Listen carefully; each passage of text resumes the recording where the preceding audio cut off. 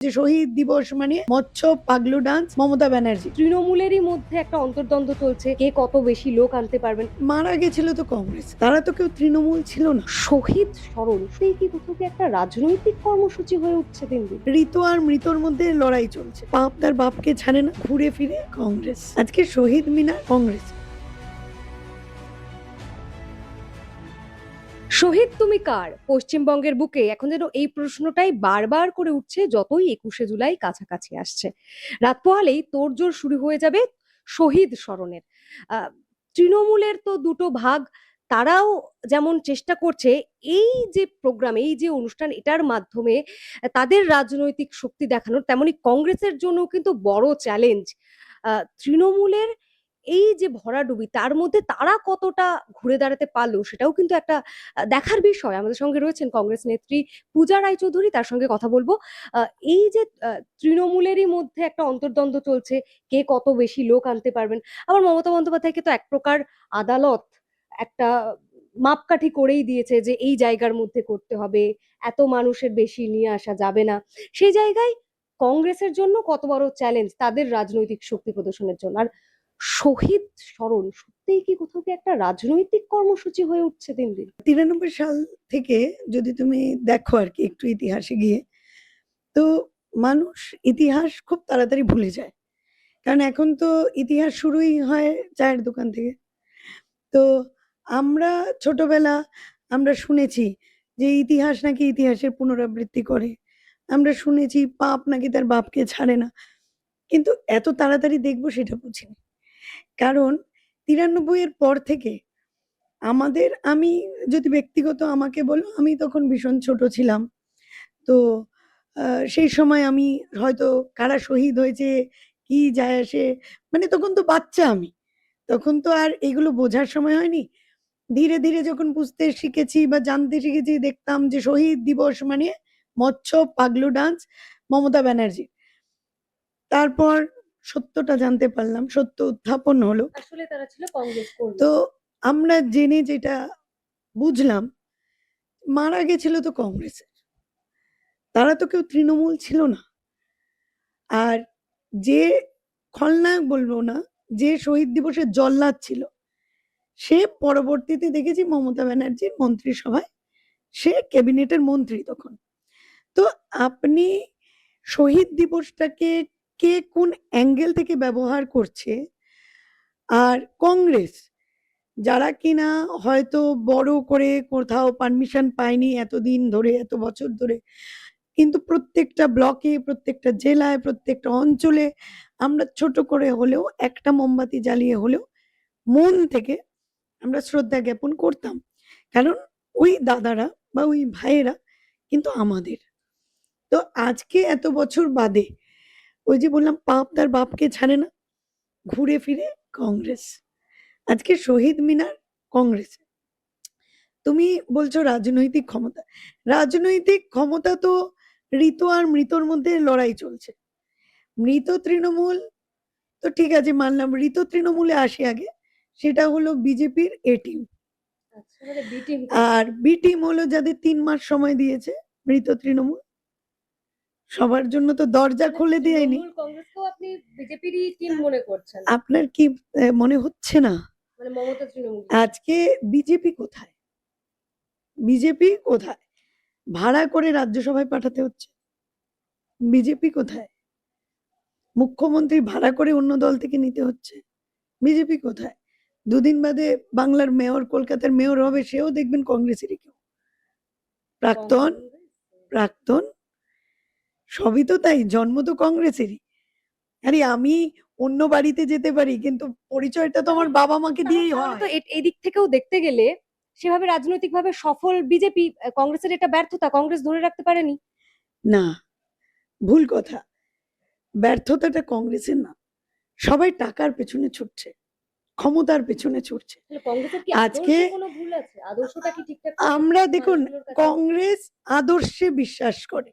কংগ্রেসের যে নীতি আদর্শ, আজকে ৫০ বছর ধরে আমরা কি পারবো না অন্য দলে যেতে? না, আমাদের টাকা পয়সার আমাদের দরকার নেই। কিন্তু একটা আদর্শ, একটা নীতিবোধ মানুষের জীবনে ভীষণ দরকার। রাতে শান্তিতে ঘুমানোটা খুব প্রয়োজন। ওই আমি এ দল থেকে ও দল করলাম আর সাফাই গাইতে থাকলাম যে আমি ওয়াশিং মেশিন নই, আমি দল বদলু নই, আমি শুধু নারদা ছাড়া কেউ আমাকে অন্য অপরাধে দোষী করতে পারবে না, আমি কয়লা বালির টাকা মারিনি, আমি অমুক করিনি। আজকে এই যে সুস্মিতা দেবকে ধরে নিন, কংগ্রেস একটা ক্যাত করে লাথি মেরেছে, কারণ বাবা আর দাদুর নামে এতদিন নিজের দমে এমপি জিততে পারলো না। তারপরে ভাবলো শর্টকাটের রাস্তা, শর্টকাট সবাই চায়, কিন্তু হয়তো 50 বছর ধরে আমরা টিকে আছি।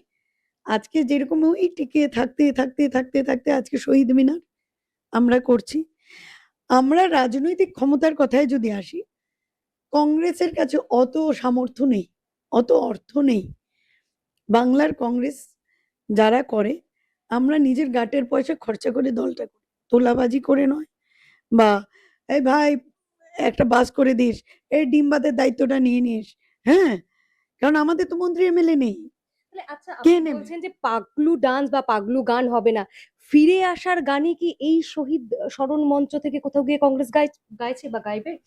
ফিরে আসা না, আমরা ওই মনীশ গুপ্তের যে শাস্তির দাবিতে বলুন, বা আমাদের যারা মারা গেছিলেন তাদের বিচার কোথায় হলো? খালি কাউকে চাকরি দিয়ে দেওয়া, কাউকে অমুক করাতে বিচার হয়ে যায়? ওই ভাইটাকে তো আমরা ফেরত পাবো না। তখন তো বাম সরকার, বাম আমল, কিন্তু পরবর্তীকালে আমরা দেখেছি সেই বামেদের সঙ্গেও আপনাদের জোট করতে। রাজনীতি তো সম্ভাবনাময় শিল্প বলা হয়, তো সেই জায়গায় গিয়ে তো তাহলে কোথাও গিয়ে আপনারাও কম্প্রোমাইজ করেছেন। আমরা কম্প্রোমাইজ করেছি কথাটা ভুল। নেতাজি সুভাষচন্দ্রকে আপনারা মানেন তো, যদিও গুন্ডার সর্দার ছিল, সে গুন্ডা আলাদা ব্যাপার, কিন্তু নেতাজি সুভাষচন্দ্র বসু বলে গেছিল শত্রুর শত্রু আমার বন্ধু। আমরা সেটা মানুষের জোট করেছিলাম, যাতে এই দুর্দিনটা আজকে এই ভেন্দু বাবু, ওনাকে আমি ভেন্দু বলি না, এখন ভিন্ডি বাবু বলি, ঢেঁড়স হয়ে গেছে, মাথা কাজ কেন করছে না। এরকম নাম কেন? ঢেঁড়স তো, মাথায় বুদ্ধি কোথায়? এত কাজ করছেন সরকারে এসে, এত এত বুদ্ধি দেখুন, স্টেপটা যখন মানুষে নেয় বুদ্ধি খাটিয়ে নিতে হয়। একটা এনকাউন্টারে উনি বুদ্ধি খাটাতে পারলেন না। যে এনকাউন্টারে পয়েন্ট ব্ল্যাঙ্ক থেকে গুলি করেছেন, বলছে যে স্ন্যাচ করে নিয়েছে, একটা চুল্লুখোর মাতালকে এনকাউন্টার করতে বাধ্য হচ্ছেন, ধরে রাখতে পারছেন। আমার ভিন্ডি বাবুর সুরক্ষার জন্য খুব চিন্তিত আমি, যে যেই পুলিশ ওনার নিরাপত্তা দিচ্ছেন, ওরা একটা চুল্লু মাতালকে ঠিক করে রাখতে পারছেন না, ওনার পিয়েরা মারা গেল, তার ইয়ে করতে পারলেন না। তো ভেন্দু বাবু খাতরে মে হ্যাঁ, হ্যাঁ, হিন্দু না শুধু, ভেন্দু বাবু খাতরে মে হ্যাঁ। তাই বললাম, মানে সোশ্যাল মিডিয়া তো চারদিকে দেখছি উনাকে হুমকি ধুমকি দিচ্ছেন। তো ইন দ্য মিন টাইম, আর উনি যাদেরকে গদি মিডিয়া দেখবে বড় বড় বাতেলা দিচ্ছে, ওই ময়ূক না কি আছে, ওই একটা কিসের মতো চেহারা বলবো ভুলেও যাই, যাই হোক, বলছি না, কারণ এখন তো আবার কি গুন্ডা দমন আইন ফাইন করেছে। তো ঘটনা হলো, যাদের দলে অর্জুন বাবুর মতো লোকজনেরা রয়েছে, তারা গুন্ডা দমন আইন ফাইন কার জন্য করছে জানি না। আর ওই ময়ূক বাবুকে, ময়ূককে ঘাড় ধাক্কা দিয়ে এই ইন্ডিয়া থেকে বাইরে বের করে দেওয়া উচিত। একদম একদম। ও কোন হনু যে ও বলছে যে ডেমোক্রেসিটাকে বাদ দিয়ে দিতে হবে সংবিধান থেকে? ও যে আজকে এত বড় বড় কথা বলছে, সেটা ডেমোক্রেসির জেরে। ও জানে ওর বাপ মোদি ওখানে চাওয়ালা একজন প্রধানমন্ত্রী সেজে বসে আছে কার জেরে? ডেমোক্রেসির জেরে। এখানে বেন্দু বাবু মানে ভিন্ডি বাবু, উনি মেশিন চুরি করে, ইভিএম থেকে বলো কি ভোট চুরি করে জিতুক আর যাই করুক, কিন্তু কথাটা যখন বলে বলে ডেমোক্রেসি আমাকে জিতিয়েছে আজকে, তাহলে ওই ডেমোক্রেসি শব্দটাকে ওই কোন না কোন হনু একটা, সে বলছে যে মানে বের করে দেওয়া উচিত, ওকে এমনি বের করে দেওয়া উচিত। আমরা হলে তো তাই করতাম। নিউজ মিডিয়ার প্রপাগান্ডাতে তো কাজও হচ্ছে দেখা যাচ্ছে। বারবার দেখা গেল এই ধরনের সংবাদ মাধ্যমগুলো বলল লায়েক আলী কোথায়, সিপিএম নেতা কোথায় বারুইপুরের ঘটনায়, তারপর দেখা গেল লায়েক আলী গ্রেপ্তার হলেন। সংবাদ মাধ্যমের যে প্রচার, তাতে তার মানে কাজ হচ্ছে বলবেন? বললাম যে গদি মিডিয়া, আপনারা বলেছেন লায়েক আলী কোথায়? আমার তো মনে হয় না। তো তো ঘটনাটা হলো, ঘটনা হলো ওই ময়ূক চিৎকার করে বলেনি এটা যে বন্দুক স্ন্যাচ করে পালিয়ে গেছিল সে তো 5-6 ফুট চলে গেছিল, তাহলে সামনে থেকে পয়েন্ট ব্ল্যাঙ্কে কি করে ফরেন্সিক রিপোর্টে গুলি পাওয়া গেল না? পয়েন্ট ব্ল্যাঙ্ক রেঞ্জে গুলি চালানো হয়েছে বলেই তো গুলিটা পাওয়া গেল না। এইগুলো বলেনি। বলেনি যে মারা যাওয়ার আগে, এনকাউন্টারের আগে সে বলেছিল রাজা সব জানতো, অথচ রাজার পরিবার 25 লক্ষ টাকা পেয়ে গেল, সিভিং ভলেন্টিয়ারের চাকরি পেয়ে গেল, বলেনি?